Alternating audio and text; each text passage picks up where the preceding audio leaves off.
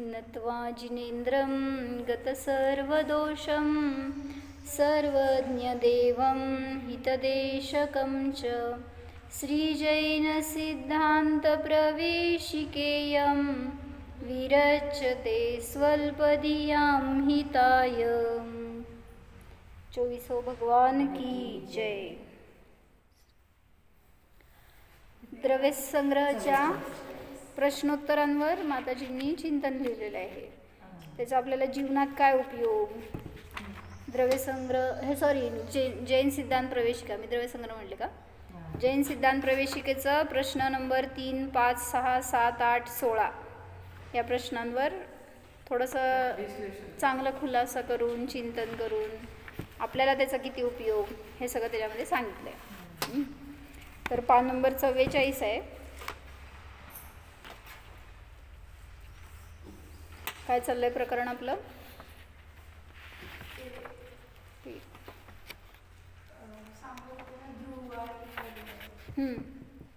गुण आणि पर्यायांचं वर्णन करत होते। मग त्याच्यामध्ये गुण म्हणजे काय सांगितले सांगतायत अजून पण। मग गुण असतात ते शाश्वत असतात आणि पर्याय असते ती बदलणारी असते।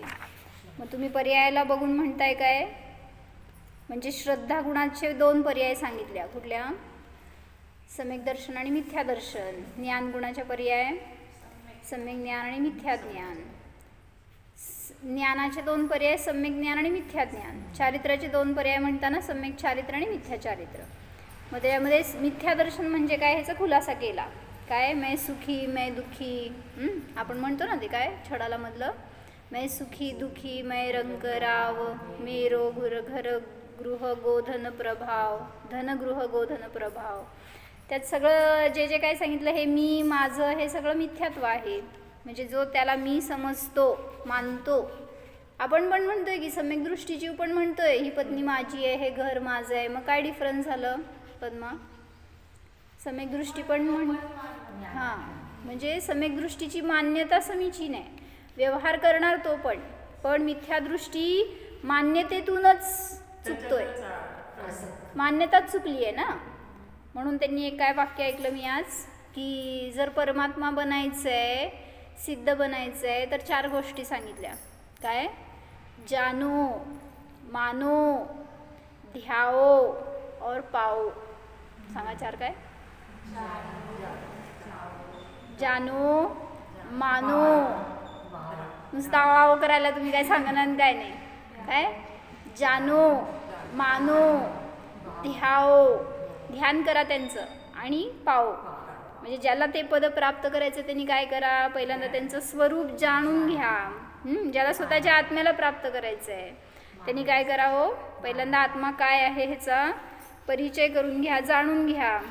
मग तशी मान्यता करा, म्हणजे मी आहे तसा ह्याचा विश्वास, एक प्रतीती, त्याला म्हटलं सम्यक दर्शन। म्हणून म्हटलं की आत्मा काय आहे ह्याचं स्वरूप जाणलं, पहिल्या शब्दातून जाणलं, मग श्रद्धेतून मानलं, मग आता त्याचं ध्यान केलं तर सांगितलं त्या पदाची प्राप्ती होते। 4 गोष्टी सांगा।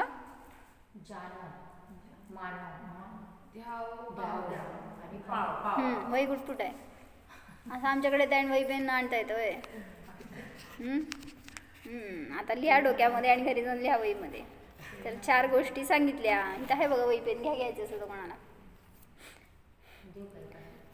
तर मिथ्या दर्शन म्हणजे सांगितलं जो शरीराला मी मानतो, मी सुखी दुःखी या शरीरामुळं अशी ज्याची मान्यता आहे त्याचे सगळे चित्र दाखवलेत मागच्या पानावर, बघायचं असं तर बघा।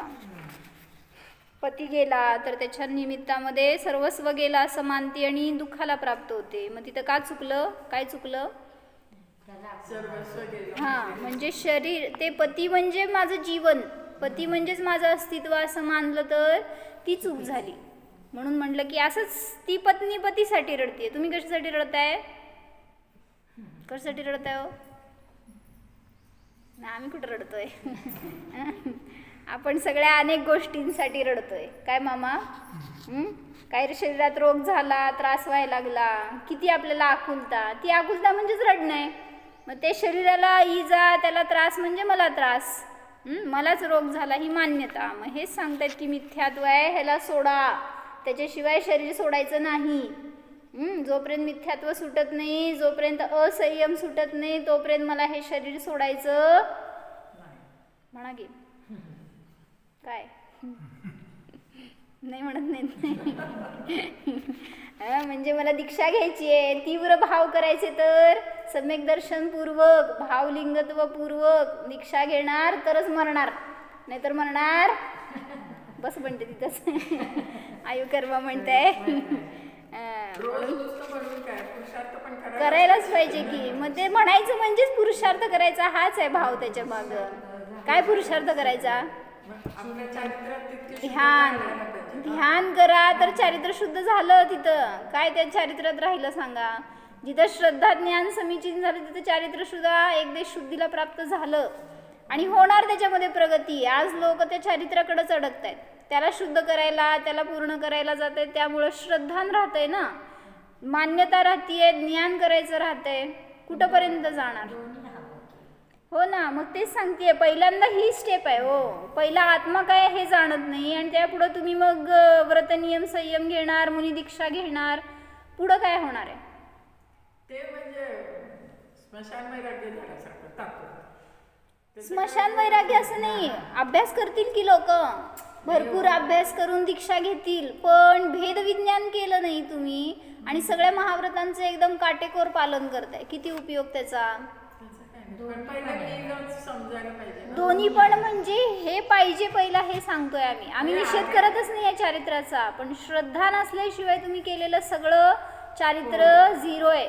त्यांनी काल सांगितलं ना वाक्य काय? एकाई आहे ती. जेवढे झिरो लावणार ना त्या चेकवर, त्या झिरोला झिरो किंमत आहे जोपर्यंत त्याच्यावर एक आकडा नाहीये. श्रद्धा आणि ज्ञान दोन्हीच की. ते पण असं नुसतं फक्त तर किती उपयोग? ते म्हणजे नुसतं ज्ञान नाही. म्हणून तर सांगतोय श्रद्धान पहिला समीचीन करा, त्यापूर्वक ज्ञानात समीचीनता येते. चारित्र्य सुद्धा त्याच वेळी समीचीन झालं, पण वृद्धी बघताय तुम्ही चारित्र्यामध्ये. हा जीव काय संयम घेत नाही म्हणजे सम्यक दृष्टी नाही असं परिभाषा करताय, असा विनाभाव लावताय तर चुकलं. प्रत्येक गुणाची पर्याय वेगळी वेगळी आहे. तुम्ही काय करताय? बाहेरच्या संयमावरून चारित्र्य श्रद्धेचा निर्णय करताय. दीक्षा घेतली तर हा सम्यक दृष्टी, आणि घरात राहतोय, मोही होतोय, काय म्हणायचं, सगळ्या पोरा बाळांमध्ये इतकं सगळं वैभव गोळा केलंय, सम्यक दृष्टी होता का हो भरत? तुमचे भरत वेगळे आहेत काय? राम सम्यक दृष्टी होती का मिथ्या दृष्टी? रडले की नाही सीतेसाठी? मग सीतेसाठी रडले की नाही? म्हणजे म्हणायचंय की दिसेल तुम्हाला बहिरंगात चारित्र्यात की शिथिल झालाय तो, पण म्हणून चारित्र्यावरून श्रद्धेचा निर्णय कधीच करायचा नाही. सगळ्या गुणांचं परिणामन वेगळं सांगितलंय ना, मग तुम्ही का तसं बघताय? बाहेर तुम्ही सगळे भोगामध्ये आसक्त आहे, रसनेंद्रियाचा लोलुपी आहे, हा कुठला सम्यक दृष्टी असणार आहे? ह्याला काय भेदविज्ञान आहे? असं असतं का? क्रोध करतो फार तो जीवो, मग म्हटल्यावर हा कसा सम्यक दृष्टी असेल? असं कोणी म्हटलं तर क्रोध ही चारित्र्य गुणाची पर्याय आहे आणि सम्यक दर्शन ही श्रद्धा गुणाची पर्याय आहे. म्हणून प्रत्येक गुणाचं परिणमन भिन्न आहे. एका गुणावरून दुसऱ्या गुणाचा निर्णय करू शकत नाही, करायला नकोय. श्रद्धा आणि ज्ञान त्यापूर्वक चारित्र्य हे सांगायचंय. असायलाच पाहिजे. तिथं बसा चटेवर. तर याच्यासाठी प्रज्ञा नावाची मुलगी आहे आणि सुज्ञान नावाचा तिचा भाऊ आहे. जसं आमच्याकडं पद्मा आणि नमकार असे 2 भाऊ बहीण आहेत. तर त्यांना समजवत आहेत त्यांचे पप्पा. इथं कोण समजत आहे? त्यांचं नाव आहे, काय नाव आहे? जीवदत्त वडिलांचं.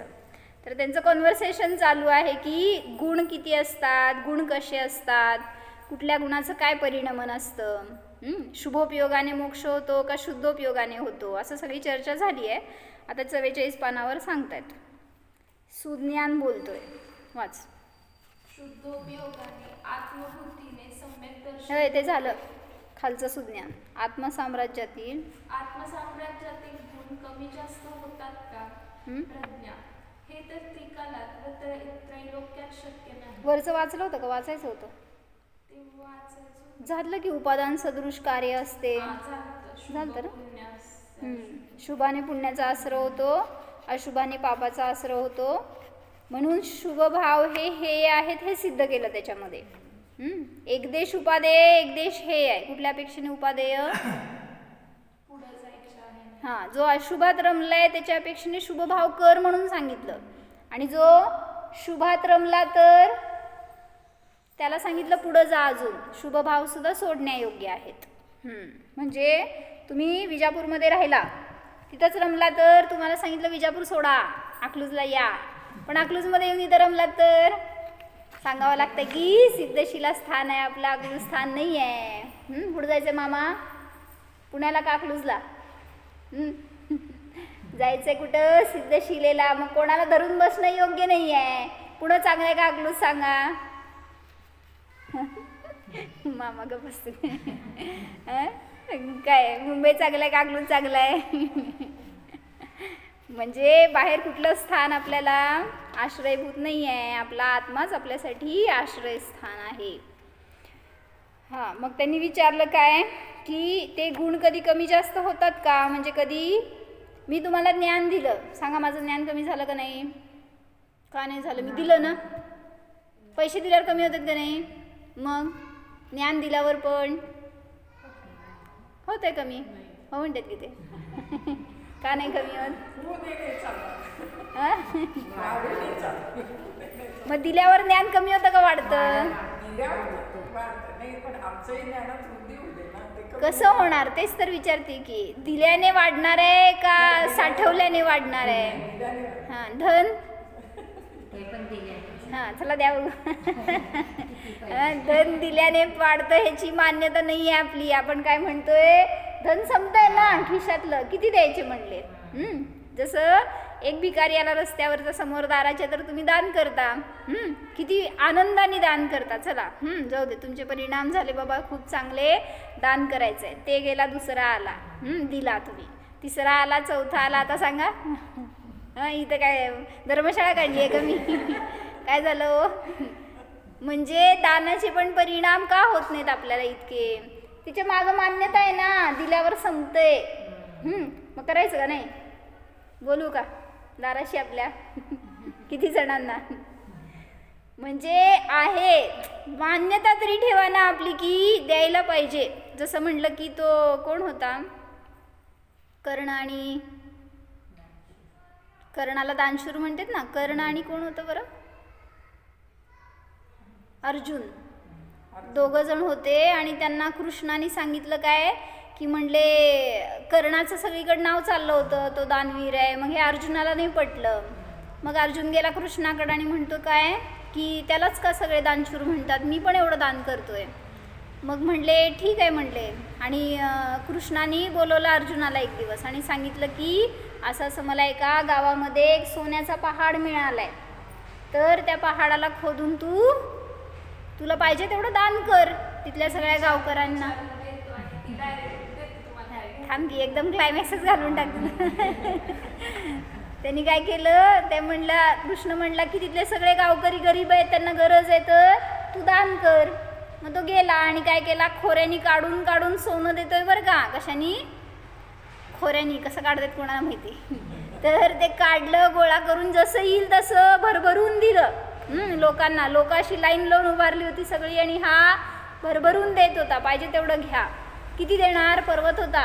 दिवसभर दिलं, रात्रभर दिलं, दमला तो. परत दुसऱ्या दिवशी दिला, आता थकला आणि गेला. दुसऱ्या दिवशी कृष्णाने कर्णाला बोलवलं आणि सांगितलं तुला मी सोन्याचा पर्वत देतो, तुला दान करायचं आहे. असे असे हे सगळे लोक आहेत. कर्णाने काय केलं, तिथं गेला, त्या गावकऱ्यांना बोलवलं आणि सांगितलं हा पर्वत तुमचा. निघून गेला. काय झालं? हां, दानाची, मी दान करतो हा भाव आला होता ना त्याच्या मागं अर्जुनाचा. म्हणजे मी दान देतोय, मी करतोय म्हणून तर तो समोर द्यायला गेला असं. मग हा भाव म्हणजे कर्तृत्व आलं. हां, तसं दानाचे भाव अंतरंगामध्ये असले तर आपल्याला लाभ सहज होतो. म्हणजे तिथं सांगितलं ना, म्हणून काय असं एक व्यत्यास केलंय ना, काय बरं ते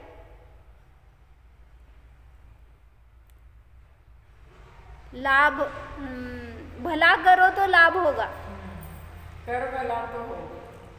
कर भला तो नाही नाही ते लाभ आणि भला ह्याचं केलंय हो व्यत्यास. तुम्ही दुसऱ्याचं करो भला तो होगा लाभ असं केलं. मी पण मराठीतच सांगितले. चला तर काय सांगायला लागलेत, कशासाठी सांगितलं. म्हणून ज्ञान दिल्याने कमी होतं का वाढतं. तर ज्ञान ही अशी गोष्ट आहे, उलट जितकं तुम्ही शेअर कराल ना तितकी आपली ज्ञानात धारणा वाढते, त्यामुळे अजून क्षेपक्षम वाढतो. आता इथं जे ऐकलं ते इतरांना सांगितलं, सांगता का नाही. नमोकारला सांगावं की बिचारायला तिथं मिळत नाही तर त्याला इंटरेस्ट आहे, सांगाच गेल्यावर. तर मी जर सांगितलं तर मला लक्षात ठेवलं गेलं ना, ते सांगायचं आहे म्हटल्यावर. नुसतं ऐकायचं आहे म्हटल्यावर ओलाटाईल असतंय, असं कानात निघून जात आहे. काय मामा घरी जाऊन सगळं मामींना सांगायचं काय, होय का नाही.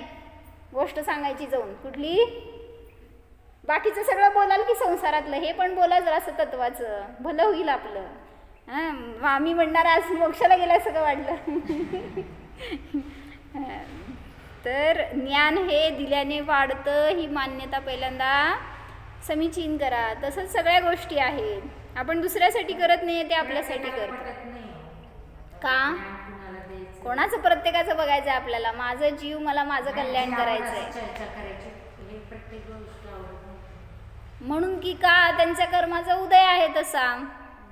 माझ्या कर्माचा कसा उदय तसं मला ग्रहण होतंय. आता मला लय वाटतं तुम्ही सगळ्यांनी इथं राहावं, शिकावं. ऐकताय का तुम्ही. पटत नाही तुम्हाला, कुठं पटतंय. बघणारे जाता किती वाजतात. चला तर गुण हे कमी जास्त होतात का जीवद्रव्यातले असं विचारलं. प्रज्ञा हे तर त्रिकालात व त्रैलोक्यात शक्य नाही, कारण द्रव्यामध्ये अगुण लघु गुण रखवालदार वॉचमॅन आहे. त्यामुळे द्रव्यातील गुण कमी जास्त होत नाही. हां आता आत्माच नाही तर अगुण लघु गुण कुठल्या द्रव्यात आहे हो. अगुण लघु गुण कुठल्या द्रव्यात आहे. समजा हा आत्मा सगळ्या द्रव्यात आहेत. अगुरु लघु गुण सामान्य गुण आहे ना, मग काय विचार करायला. सगळ्या द्रव्यामध्ये अगुरु लघु गुण आहे. त्याचं कार्य काय, ह्याचे गुण ह्याच्यामध्येच ठेवणार, परद्रव्यामध्ये जाऊ देणार नाही, पराच्या आपल्यामध्ये येऊ देणार नाही. म्हणून त्याला म्हटलं वॉचमनचं कार्य करतो तू. म्हणजे बाउंड्री ठेवली आहे, ना आतलं बाहेर जाणार ना आतलं बाहेर येणार. काय ना आतलं बाहेर जाणार ना बाहेरचं आत येणार. तेच सांगितलं त्यांनी. रखवालदार असं त्याचं कार्य आहे, त्यामुळे कधीही गुण कमी जास्त होत नाहीत. पर्याय कमी जास्त होते का. पर्याय नष्ट होते, उत्पन्न होते आणि नष्ट होते. पण प्रतिसमयाला प्रत्येक गुणाच्या एक एक पर्याय म्हणजे अशा अनंत पर्याय एकावेळी असतातच. किती पर्याय असतात एकावेळी. मग कमी जास्त झाल्या का. दुसऱ्या समयात किती पर्याय. एखाद्या गुणाची झाली एखाद्याची नाही झाली असं तर होणार नाही. सगळ्या गुणाच्या एक एक समयाला एक एक पर्याय असतात, ती उत्पन्न होणार आणि नष्ट होणार. आली की दुसरी, पण दुसरे किती झाले. हां म्हणजे हे पहिला समय, हा दुसरा समय, हा तिसरा समय. समजा इथं तुम्ही विजापूरमध्ये होता, किती पर्याय होते हो. अनंत होते. दुसऱ्या समयाला समजा अकलूजमध्ये आला, किती पर्याय.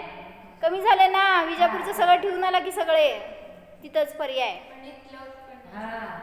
म्हणजे काय झालं, किती गुण आहेत ना त्या गुणाची परिणमन सतत चालू आहे. त्यामुळं प्रत्येक गुणाची एक एक पर्याय प्रत्येक समयाला असतेच. श्रद्धा, ज्ञान, आनंद असे किती गुण आहेत. चारित्र. तर याची प्रत्येक समयाला एक एक पर्याय असते. ही नष्ट झाली तर दुसरी उत्पन्न झाली. प्रत्येक समयाला उत्पन्न होतात. त्यामुळे किती पर्याय आहेत आता आहेत.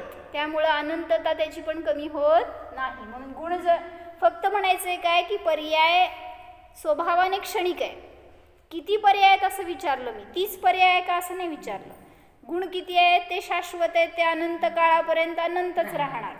पण गुणाचं परिणमन जेव्हा होतं तेव्हा पहिल्या समयात अनंत पर्याय होत्या, तर दुसऱ्या समयात सुद्धा अनंतच असतात. फक्त या नाही आहेत. या नष्ट झाल्या आणि दुसऱ्या अनंत उत्पन्न झाल्या. पुन्हा या नष्ट झाल्या आणि तिसऱ्या समयात दुसऱ्या पुढच्याच अनंत पर्याय उत्पन्न झाल्या. असं पर्याय सुद्धा कमी जास्त होत नाहीत. सुज्ञान. सुज्ञान. एवढीच आहे ना गुणांची विशेषता? जीवदत्त. अरे बाबा, गुण तर स्वयं वैशिष्ट्यपूर्ण आहेत. गुणांची विशेषता ऐकावयाची आहे ना? ऐक बरे. पहिला, गुण काय माहिती आहे सांगा गुणांबद्दल? गुण कशाला म्हणतात? गुण कसे असतात? गुण कुठं असतात? किती असतात? बरोबर. अजून द्रव्यामध्ये अनंत गुण असतात. अजून काय माहिती आहे गुणांबद्दल? शाश्वत असतात. बोल की. बरोबर. अजून बरोबर. अजून बस. बघा आपल्या गुणांबद्दल किती. बरोबर. अजून द्रव्याश्रया निर्गुणा गुणा म्हणजे काय? द्रव्याश्रया निर्गुणा गुणा म्हणजे काय?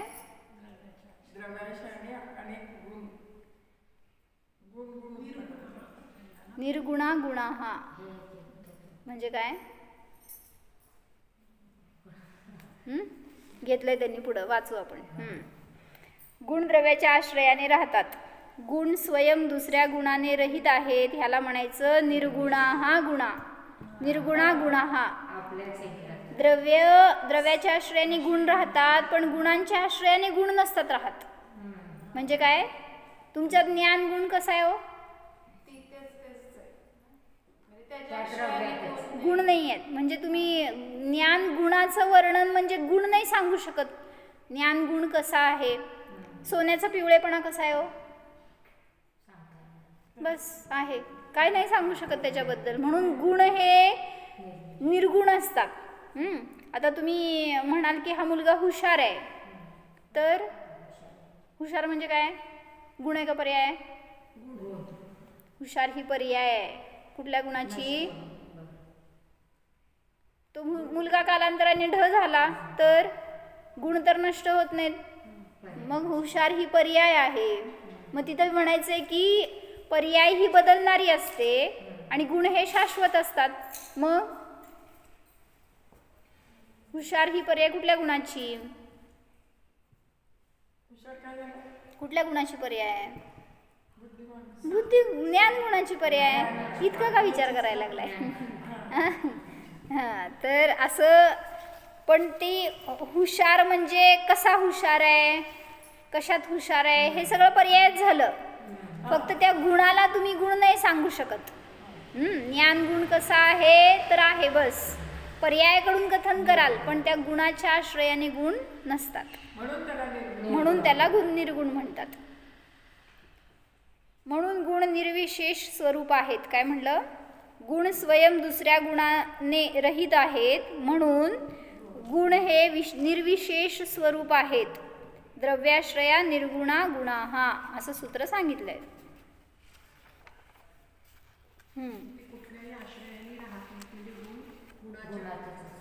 गुणाच्या आश्रयाने गुण राहत नाहीत हे सांगायचंय.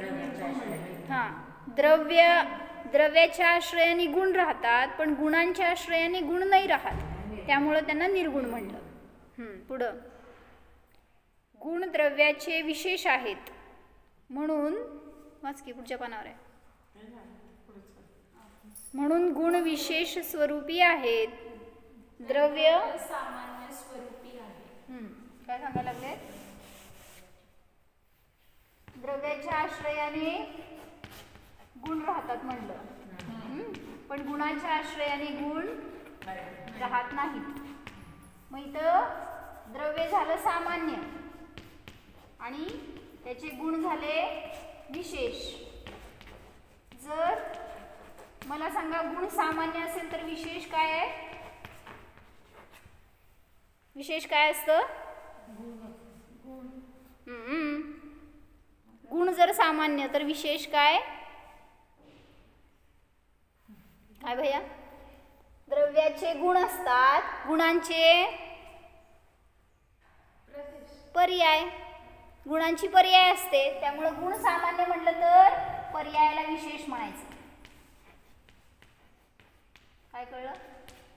विवक्षा बदलायची फक्त थोडीशी. जेव्हा द्रव्याला सामान्य म्हणतो त्यावेळी गुण विशेष. जीव सगळे सामान्य आहेत, जीव जीव जीव. मग त्याच्यातले गुण हे विशेष झाले. जीव हा सामान्य झाला, तर जेव्हा अनेक गुण सांगताय तुम्ही त्याच्यामध्ये श्रद्धा ज्ञान हे गुण आहेत, मग ते विशेष झाले. भेद केला तर विशेष झाले. आणि जेव्हा गुणांना सामान्य म्हणतो, जसं की ज्ञान हा गुण सामान्य रीतीने सगळ्यांमध्ये आहे, मग त्याचे विशेष म्हणजे काय? पर्याय. म्हणजे काय? हा हुशार आहे, तो ढ आहे, तो मध्यम आहे, तो काय त्याची बुद्धी तल्लख आहे, तो मंद आहे, हे सगळे पर्याय झाल्या. मग त्यामुळं गुण हे सामान्य झाले आणि पर्याय ही त्याची विशेष झाली. असं एक पुस्तक तिकडं द्या. आनंद, चारित्र्य, वीर्य, किती गुण आहेत जीवामध्ये. अजून अस्तित्व, वस्तुत्व, अनंत गुण आहेत. सांगा बघू नावं. सांगता नाही आले तरी अनुभवता येतात. जे अनुभवनामध्ये सगळे अनंत गुण आलेच असं सांगायचं आहे. पुस्तक देत आहे का? एक देऊ दे का? नाहीतर बस त्यांच्याजवळ तिथंच, त्यांना पण बघता येईल रे. 4च पुस्तकं आहेत ती. बस त्यांच्याजवळ तिथं. तुला हे पाहिजे का चटई घेऊन बस.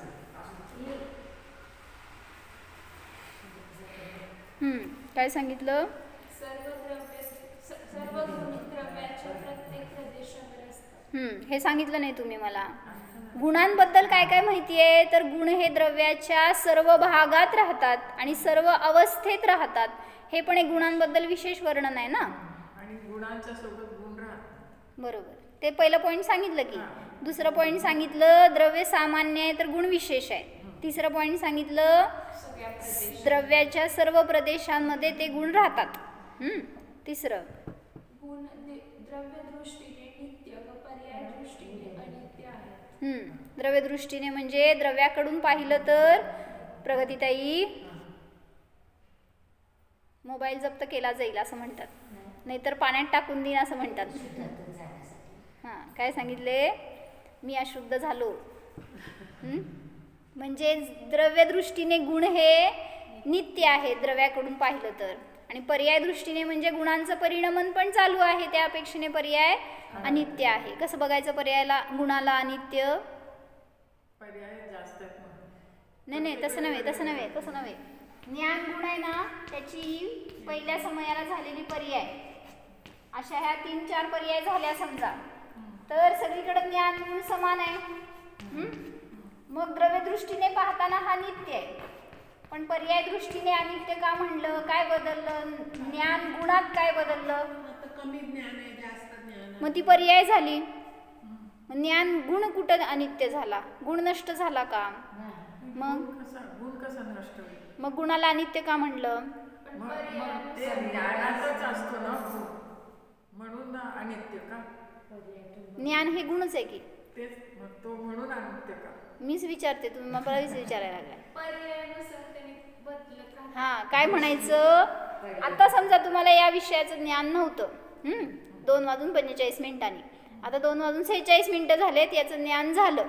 काय झालं? इथं अज्ञान होतं, या ज्ञान गुणाचं परिणमन अज्ञान रूप होतं, आणि आता इथं त्याच्याबद्दल ज्ञान प्रगट झालं, तर या पर्यायाकडून गुण बघितला आपण. त्यामुळे ही पर्याय अज्ञान रूप असलेलं ज्ञान नष्ट झालं आणि ज्ञान रूप असलेलं ज्ञान उत्पन्न झालं. कळलं का? हो म्हण. काय कळलं? म्हणजे समीचीन ज्ञान उत्पन्न झालं तर ती पर्याय सुद्धा त्या ज्ञानाचीच आहे, म्हणून गुणामध्ये पण कथनचित परिणमन झालं. त्याला म्हणतात पर्याय विशिष्ट गुण. म्हणजे पर्यायाने सहित, विशिष्ट म्हणजे सहित. मग या पर्यायाने सहित होतं ज्ञान गुण, तो नष्ट झाला, आणि या पर्यायाने सहित ज्ञान गुण उत्पन्न झाला कथनचित. ज्ञान नष्ट होत नाही, उत्पन्न होत नाही, पण तरी पर्यायाशी अभेद करून, जसं तुम्ही पूर्वभावामध्ये काय होता? समजा देव होता, तर देव जीव नष्ट झाला आणि मनुष्य जीव उत्पन्न झाला. बरोबर आहे का चुकीचं आहे? तेच ना, पण पर्याय सहित जीव नष्ट झाला. हा ना, पर्याय सहित जीव नष्ट झाला आणि या पर्याय सहित जीव उत्पन्न झाला म्हणलं तर पर्यायाकडून अभेद करून सांगितलंय जीवाला. होऊ शकतं तसं, काय हरकत नाही आहे. आपण काय सर्वथा मानत नाही आहे, आपण कथनचित मानतोय. त्यामुळं सांगितलं गुण हे कथनचित नित्य आहेत, त्यालाच म्हणतात अर्थक्रिया. हा शब्द येतो शास्त्रामध्ये, काय नित्य अर्थक्रिया आणि अनित्य अर्थक्रिया असा शब्द येतो. म्हणजे परिणमन चालू आहे. नित्य अर्थक्रिया हा द्रव्य गुणासाठी येतो, अनित्य अर्थक्रिया हा शब्द पर्यायासाठी येतो. परिणमन, प्रयोजनभूत परिणमन, ती क्रिया, त्याला म्हणायचं अर्थक्रिया. वादसिद्ध 5वा पॉइंट आहे.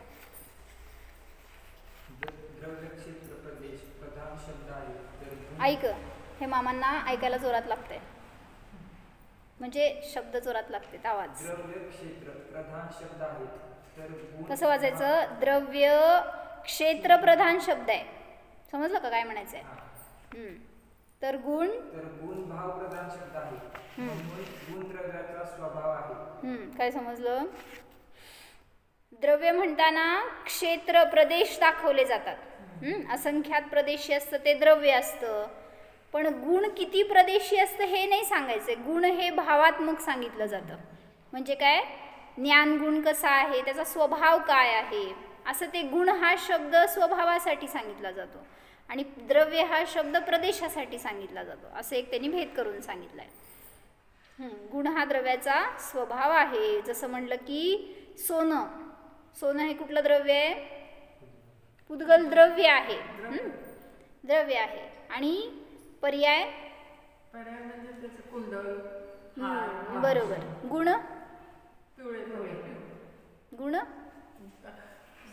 द्रव्याचा तो गुण आहे ना, पिवळेपणा. गुण आहे का पर्याय?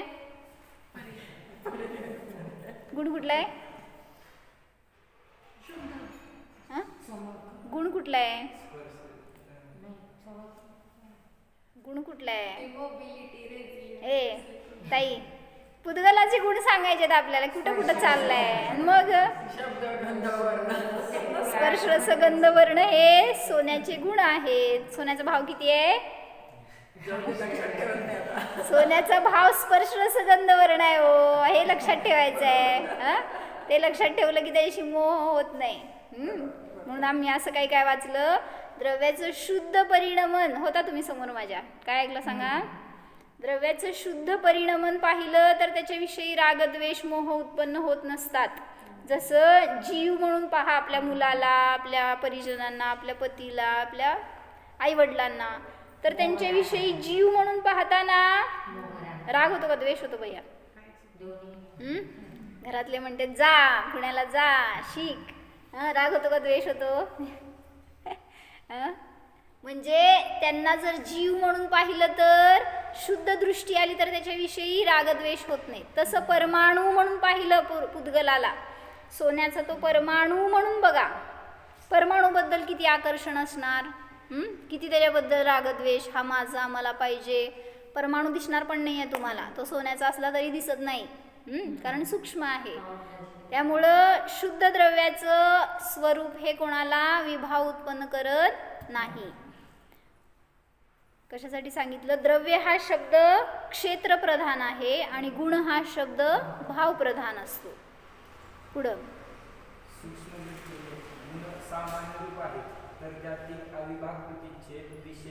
आता फक्त गुण घेतले. आता इथं पण काय घेतलं होतं? गुण सामान्य तर पर्याय विशेष घेतलं होतं.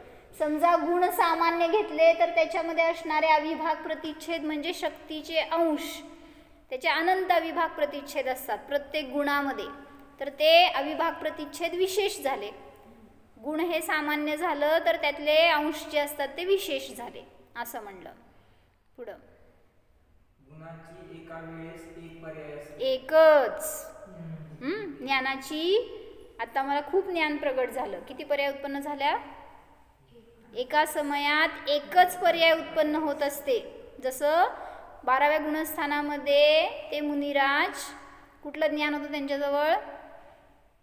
कुठलं ज्ञान असतं? ज्ञानाचे किती भेद? मतिज्ञान, श्रुतज्ञान, अवधिज्ञान, मनोपरिज्ञान आणि माहिती आहे तुम्हाला सगळ्यांना, का नाही सांगितलं मग? तर 12व्या गुणस्थानात कुठलं ज्ञान? मती श्रुती अवधी मनपर्य असेल किंवा मती श्रुती अवधी असेल किंवा मती आणि शुद्ध पण असेल. दोनच ज्ञान नसते. 12व्या गुणस्थानात असते. मग तेच सांगायचं आहे, 12व्या गुणस्थानाचा अंतिम समय आणि 13व्या गुणस्थानाचा पहिला समय. 12व्या गुणस्थानामध्ये मतिश्रुत ज्ञानाचा अभाव झाला. 13व्या गुणस्थानाच्या पहिल्या समयात केवल ज्ञान उत्पन्न झालं. मतिश्रुत ज्ञान केवढं आहे आणि केवल ज्ञान केवढं आहे दिसलं का? हां, मग मला म्हणायचंय एका समयामध्ये किती विकास झाला हो ज्ञानामध्ये. म्हणजे एक पर्याय सुद्धा बदलायला वेळ लागत नाही आणि पर्यायामध्ये ज्ञान उत्पन्न पण होईल आणि नष्ट पण होईल. एखादा माणूस जर समजा मुलगा एखादा खूप बुद्धिमान आहे आणि असं दिसलं एखाद्या समयात की तो वेडा झाला, असं का होतं? म्हणजे काय म्हणायचं, त्याचं ज्ञान सगळं लुप्त झालं, नष्ट झालं, समजा ते विपरीत झालं, असं पण अनेक परिणाम दिसून येतं. म्हणून जास्त हुशार असतात ना ते लवकर वेडे होतात. असं एक्झाम्पल आहे बरं का. का बरं? ते असं स्ट्रायशन्स असतात माहीत आहे. हां, डॉक्टर सांगा की. तर ते त्याच्यामध्ये पकड असती ना, काय म्हणायचं त्या स्काल्प. तर त्याच्यामध्ये जे स्ट्रायशन्स असतात तर ते म्हणले काय असतं, जास्त असल्यावर हुशार असतं का कमी असल्यावर?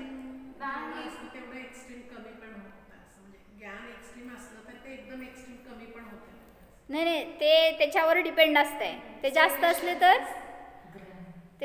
तर हुशार असते का? तसं नाही. हां, बरं. पण ज्यांचं म्हणजे काय काय बेबीजचं असतं ते म्हणजे त्यात भरलेले नसतात ना ते, तर त्यांचे कमी असतो IQ. होय, बरं. आणि मोठ्यांचं? म्हणजे मोठ्यांचं रिकामच असतं. नंतर भरतं त्याच्यात. काय भरायचं? म्हणजे जेवढं समजा जाऊ देत, काय त्याचं फार हुशार असेल ना तर तो हां काय म्हणायचं, एका पॉईंटला जाऊन सॅच्युरेशन असतं ना एक टाईपचं, ते बाहेर गेला की त्याच्या परिणाम होतो डोक्यावर म्हणतात. म्हणून लय हुशार व्हायचं नाही. आपल्या आत हुशारी घाला, बाहेर नको. पुढं सुज्ञान अनंत गुणपिंड स्वरूप आत्म्यास सुज्ञान म्हणतोय. हा सुज्ञान नावाचा मुलगा आहे. गुणांचे ज्ञान करून अनंत गुणपिंड स्वरूप आत्म्यास जाणणेच प्रयोजनभूत आहे. गुण समजून काय उपयोग तुम्हाला हे सांगायला लागलेत. नुसतं गुण असतात, कसे असतात हे सगळं सांगितलं, पण त्यातून पण मी कसा आहे हे जाणायला पाहिजे. अनंत गुणांचा पिंड स्वरूप आहे. यामुळेच मोक्ष मार्ग, सम्यक दर्शन, खरा शाश्वत आनंद प्राप्त होतो हे मला पूर्णपणे पटले आहे. माझी तर गुणाविषयी विशेष माहिती समजून घेण्याची इच्छा आहे. कोणाची? विशेष समजून घ्यायचं इथं राहावं लागतंय. म्हणजे एवढं समजलं, पण अजून आता काय म्हणायचं, एक ओढ होती. जरासं तत्व समजल्यावर असं आम्हाला फार वाटायचं. जेव्हा सोलापूरमध्ये एक पंडितजी होते ना आणि ते शिकवायचे, मग ते शिकवताना थोडं शिकल्यावर अजून काय असं तुम्हाला सिरियल बघताना वाटतं ना, काय पुढं काय, तसं आम्हाला ते शास्त्र शिकताना वाटायचं की आता पुढचं अजून काय शिकवणार असं वाटायचं. एक आनंद असायचा एक त्याच्यामध्ये. मग ते जर तसा आनंद असेल ना स्वाध्यायामध्ये तर ज्ञानाची वृद्धी होत जाते. आणि तेच काय रोज तेच सांगतात. असं असलं तर काय आत्मा सोडून काय हो तुमच्या शास्त्रामध्ये, सगळीकडं आत्मा आत्मा आत्मा. काय सिद्धम, आमच्याकडे किती व्हरायटीज आहेत. एक सब्जेक्ट वेगळा, दुसरा वेगळा, तिसरा वेगळा. शरीराचं डोकं वेगळं, कान वेगळं, नाक वेगळं, हे शिका तुम्ही बाहेरचं. पण ज्ञानामध्ये काय अपूर्वता आहे ते केवलींना विचारायचं. सुज्ञानाची जिज्ञासा पाहून जीवदत्त विशेष माहिती सांगू लागतात. जीवदत्त पहिलं पृष्ठ आहे ना, त्याचं चित्र दाखवले ते त्याच्याविषयी सांगायला लागले. मुखपृष्ठ आहे ना हे, ह्याच्याविषयी सांगतायत. जीव अनंत गुणांचा पिंड आहे. त्यातील काही शक्तींचे वर्णन नमुना म्हणून समयसारमध्ये केले आहे, ते आपण पाहूया. सुज्ञान सर्वांच्या हातात ग्रंथादिराज समयसार देतो. जीवदत्त समयसार हा महान सर्वश्रेष्ठ ग्रंथ आहे. याचे पान नंबर 526 आगास प्रकाशन. पहा, शंकाकारची शंका आहे. शंकाकाराची शंका आहे म्हणजे काय सांगायचं आहे, समयसारामध्ये जे 47 शक्तींचं वर्णन केलंय ना त्याच्याविषयी थोडंसं वर्णन घेतलं इथं माताजींनी. मग किती शक्ती आहेत जीवामध्ये?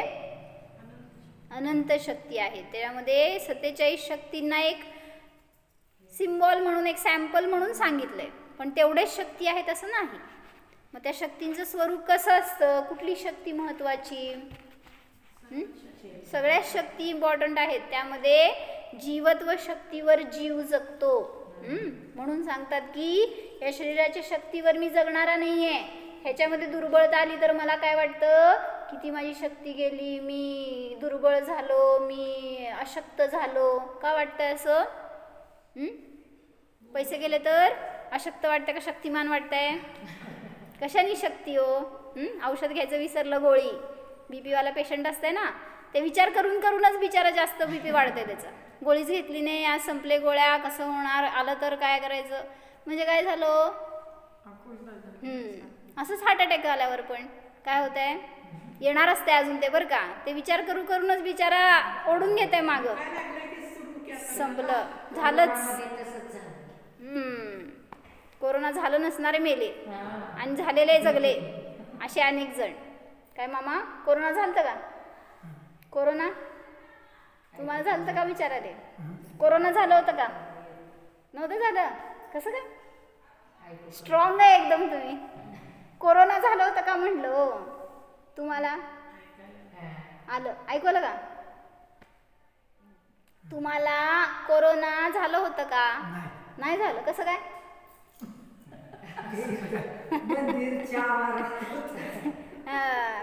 हे कंपाऊंड मध्ये आलं नव्हतं होते, कंपाऊंडच्या आत एंट्री नव्हती कोरोनाला. ते जे व्हायरस होते ना ते सगळे बाहेरच राहिले होते आमच्यातनं. बरं चला, तर मी त्याच्यावर जगणारा नाही आहे. कुठलं औषध वॅक्सिन घेतलं नाही, मिळालं नाही या विचाराने लोक मेली. आणि ते घ्यायला कुठं गेली तर ते तिथं घेऊन वॅक्सिन घेऊन अजून कोरोना झालं त्यांना. म्हणजे जास्त मेले. आता पण अजून मरणार आहेत. Be alert. आणि त्याच्यामुळं सांगतात की सारखं हार्ट अटॅक येणं वगैरे सगळ्यांचं ऐकायला लागलोय ना, जे काय सगळे बॅड इफेक्ट्स आहेत त्याचे. घेतलाय का? सावधान. जाऊ दे, घाबरू नका. आपल्या शक्ती काय सांगायले, जीवत्व शक्तीवर जीव जगतो. ते काय हार्टवर जगत नाही, त्याच्या प्रेशरवर जगत नाही आणि त्या मेडिसिन्सवर जगत नाही. सांग पप्पांना दुकान बंद करून टाका. प्रत्येक जीवामध्ये क्रमरूप व क्रमरूप अनंत धर्म असताना जीवास ज्ञान मात्रच कसे म्हणले आहे, याचे उत्तर आचार्य देव देतात की वाच पद्मा. परस्पर भिन्न भिन्न स्वरूपास धारण करणाऱ्या अनंत गुणांच्या धर्मांच्या समुदाय रूप परिणत झालेली जी ज्ञानक्रिया त्या भावरूपाने स्वयमेव असल्यामुळे आत्मा ज्ञान मात्र आहे. ज्ञानाच्या मुख्यतेने पाहिले तर अनंत धर्म ज्ञानाच्या परिणमन स्वरूप आहेत. द्रव्यानुगाचं वर्णन करणारा हा समयसार ग्रंथ ज्ञानाच्या मुख्यतेने कथन करतो. म्हणजे काय सांगायचं आहे, सगळ्या गुणांना ज्ञानातून दाखवलं जातं. आनंद आहे तो आनंद कसा भोगला जातो, म्हणजे आनंदाचं पण ज्ञान असतं. जसं म्हटलं काय, तुम्हाला आनंद झालाय हे असं एक व्हिडिओ दाखवलं होतं रे, की त्याच्यामध्ये ती मुलगी असती, हिरोईन असती, आणि तिच्या वडिलांनी सांगितलेलं असतं की आपल्या शक्तीने आपण एक्सप्रेशन्स कंट्रोल करू शकतो. तर ती गेली बँकेमध्ये आणि तिथे दरोडेखोर आले होते आणि सगळे घाबरून घाबरतायत, असे रडतायत, सगळे असे भयभीत चेहरे, आणि ही आपली अशी स्थिर उभारली आहे. मग ते हिरो येतं आणि विचारते, तुला काही भय वाटे ना का, सगळे एवढे ती म्हणते, मी इतकी घाबरली आहे पण मी माझ्या इमोशन्सना कंट्रोल केलंय. असं कसं करू शकतो, तो बघतच बसतो तिच्याकडे. म्हणजे असे पण लोक असतात. म्हणजे आनंदाचं ज्ञान मला हे सांगायचंय. तुमचे इमोशन्स कळणार कसं हो मग? तुम्हाला आनंद झालाय का नाही? असं एका वक्त्याच्या प्रवचनाला कोण बसले होते आणि ते आपलं जोक मारतायत सगळे हसतात आणि एक जण हसत ना. मग ते आपलं बघितलं त्याच्याकडे आणि विचारला का तुम्हाला जोक समजा ना का माझं. म्हणजे का ठरवून ठेवलं की नाहीच हसायचंच नाही. मग ते तुम्हाला आनंद झालाय समजलाय हे समजणार कसं. म्हणजे ज्ञानच कार्य करतं हे सांगायचं आहे. तुमच्या आनंदाला पण दाखवणारा समजून देणारा ज्ञानच आहे. मग त्या ज्ञानाची विशेषता आहे असं सगळं त्या ग्रंथामध्ये सांगितलं आहे. पण ते सगळं कशासाठी शिकायचं तर आपल्या आत्म्याचं ज्ञान करण्यासाठी. आणि एकदा आत्मज्ञान झालं तर अनंत भव संपले. म्हणून एकदा आत्म्याला जाणा मी कसा. अनंत धर्म म्हणजे काय सांगितलं त्यांनी? अनंत धर्म ज्ञानाच्या परिणामानुसार. तेच ना. आणि धर्म म्हणजे पण गुण. सगळ्या अनंत गुणांचं ज्ञान करून देणारा ज्ञानच आहे. म्हणजे आता हा श्रद्धा गुण स्वतः जाणत नाही, आनंद गुण स्वतः जाणत नाही, चारित्र गुण जाणत नाही. जाणतंय कोण? ज्ञानच जाणते. तर स्वतःला पण जाणते आणि या सगळ्या गुणांचं परिणामाला गुणांना सुद्धा जाणतं. म्हणून अनंत धर्म किंवा अनंत गुण हे धर्म म्हणा गुण म्हणा चालते. अनंत धर्मात्मक आहे किंवा अनंत गुणात्मक आहे मी असा अनुभव करा. चला ओम. हा मी अनंत गुणस्वरूप जीव आहे.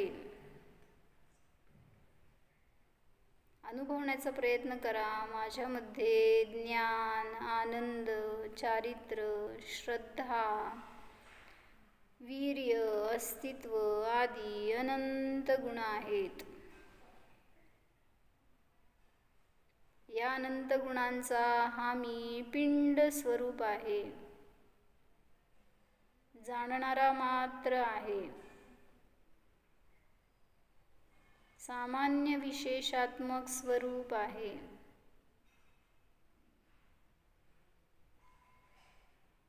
अविनश्वर आहे, शाश्वत आहे. मी आहेच. ओम.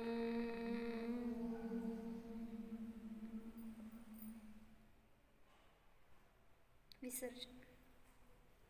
नमो हरिहंताणं